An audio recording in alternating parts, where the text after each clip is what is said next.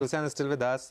Ms. Tulsian, oil marketing companies, that's interesting because there's no pressure on marketing margins. They keep raising prices and higher crude prices should mean gains as well for the refining business. You reckon the correction is untoward and you should buy this, or would you avoid oil marketing companies?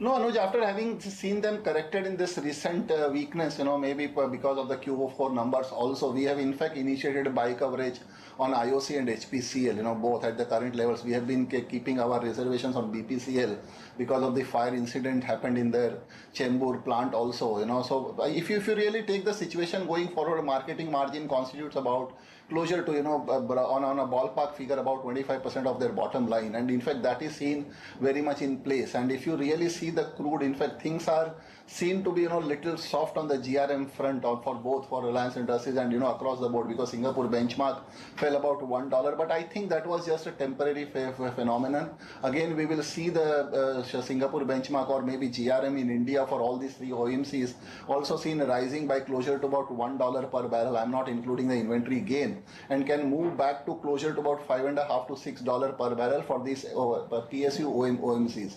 So I think that situation is seen to be very much in favor of the investments in larger companies. And if you take the situation for IOC, the IOC has the advantage of petchem also. They have the petchem segments also. They have their pipeline also. So taking all this, they are in a sweet spot, taking advantage of the infrastructure and the other business vertical. And similar is the situation with HPCL also, with ONGC having acquired now, the things are seen to be, having the larger management bandwidth, and that is seen in favor of the companies for both these OMCs. So yes, we are keeping positive view on OMCs going forward. Yeah, and I think now there is a thinking in the government that you should allow prices to rise along with rupee and crude price because the trade deficit is getting too large. And it's only when you raise prices that people use it optimally. So there is that thinking also that's gaining currency, which means oil marketing companies to that extent are not going to be restricted from free market forces. Just about a few seconds for the markets to open. I do have to ask that fertilizer question to Mr. Tulsian, but let's wait for the markets to open. It's just about 20 seconds. I think the dollar rupee looks like it's also going to have a flat opening. We are getting a little bit of dollar strength only in other currencies. Indonesia has opened a little weaker, the rupiah that is. And likewise, the ringgit and the won. Marginal weakness is there in those currencies. So we should see perhaps the Indian rupee also moving a little weaker. That's the first rate we will get. That's the SGX Nifty indicating... that's the SGX Nifty indicating as flat start as it can Rupee get. started very weak, actually. It has to start weak, I thought. 0.25% almost is what the futures rate is on the NSE. So the spot rate will follow. That would also be the same, but it's the future rate is 70.31 on the NSE. And, yeah, 70.31. Yeah. It is a weak start. It's about 1/3% lower on the currency. But let's see if it will adjust. It looked like that because yuan, the official closing, came in very close to 6.9. It showed weakness. And I think I said in the opening, Mark, that the only fly in the ointment is that emerging market currencies are opening pretty weak. That need not necessarily be a sign of weakness. I've always maintained that weak currencies are a sign of help the economy because imports become expensive, helps the local economy. But for the moment, just leaving it on the table without any editorial, that the rupee has had a weak start. It's not so bad on the shares. Actually, it's starting a little stronger, but let's see if it's able to maintain those gains. The oil marketing companies are higher. BPCL starts 3% higher. SBI starts 2% higher. NTPC starts about 1.3 higher. I want to know if there's anything specific in terms of Yes Bank or even Jet. Those are the stocks that are in the news. Oh, no fireworks in Yes. Can we just have the Yes Bank share again? There's no fireworks just yet. It's quite a quiet opening, actually up 2%.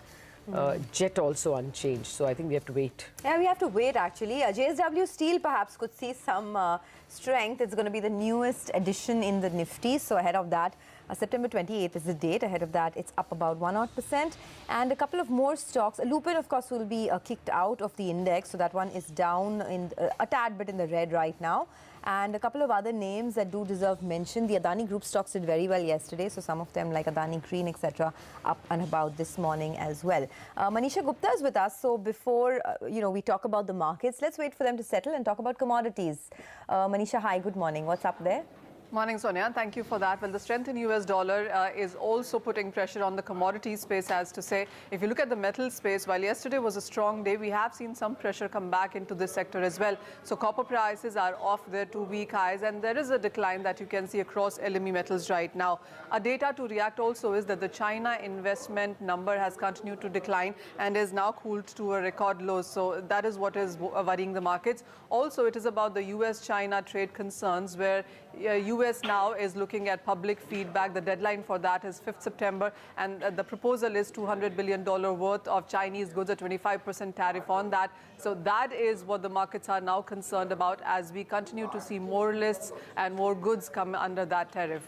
The crude oil prices is a good news, though. We did see prices at almost $77 per barrel in the European session yesterday, but New York was flat, and we even have seen some flat moves starting in the Asian markets right now. While the Iran sanctions is a bigger concern, and we have seen Iran exports for the month of August lowest since April 2017, but the markets have that in the know for some time now and is being factored into the prices. What also is pushing prices down right now is that the non-OPEC supply is expected to increase from the third and fourth quarter. So whether it's US or Canada or Brazil, you are looking at higher supply expectations from there, and that is something that would cap too much of gains in crude oil prices. Okay. Thank you very much for that, Manisha. We'll come back to you at 10 a.m. Mr. Tulsian, I wanted to ask you about the fertilizer stocks. We heard from our sister channel that the subsidies are going to be paid out weekly. We were told by some of the fertilizer companies that this promise came some time back, maybe about 5 or 6 weeks back. Is there any reason to be favorable towards these stocks or any of these stocks? See, Lata, if this DBT happens on a weekly basis, definitely that will be seen positive for all the fertilizer company, because that will ease the pressure to a great extent on the working capital, and largely more on account of the urea manufacturer, because there the subsidy portion seemed to be of about maybe 60% because of the controlled price or the administered price of urea at about 6 rupees per kg against the cost of production of 13-14 rupees per kg. But what is seen happening interesting, that this will be definitely seen positive from the ease on the working capital pressure, which will also reduce the interest cost. But apart from that, in fact, the re-rating of the fertilizer stock should start. In fact, I have expressed my view earlier also that if you see majority of these fertilizer companies, they are all into the chemicals also, maybe like GSFC making aniline, melamine, caprolactam, maybe GNFC is making TDI, which is again an import substitute product, 100%, the only maker in India, exporting to about 60 countries, Deepak Fertilizer making nitric acid, RCF making other kind of things also, and it will be seen quite positive for the complex fertilizer makers also, maybe like Coromandel, GSFC and RCF. So overall, the P expansion should happen for the fertilizer company, because now all the pure fertilizer, if you really see their P multiple, it is anywhere between 8 to 9 times. While the chemical stocks, if you take on any other chemical stocks like Tirumalai Chemical, I'm not saying that they are like to like, but they are very much comparable, are having a P multiple of anywhere between 15 to 20. So these fertilizer companies should not be seen as pure fertilizer play, but more of the blended play, chemical plus fertilizer, which will be seen positive. So once this overhang of the subsidy goes away, because that has been putting a lot of pressure. In fact, right now the fortnight the transfer of subsidy is also not being adhered to by the government. In fact, many of the pipelines is seen to be of about 2 months as well. So yes, overall it will be seen quite positive for the sector, which will lead to re-rating coupled with the P expansion of the fertilizer stocks as well. Okay, sir. Well, I just wanted to point out yields have started at 7.90, 7.91. They closed also at 7.9 yesterday. That's a slightly high number, not necessarily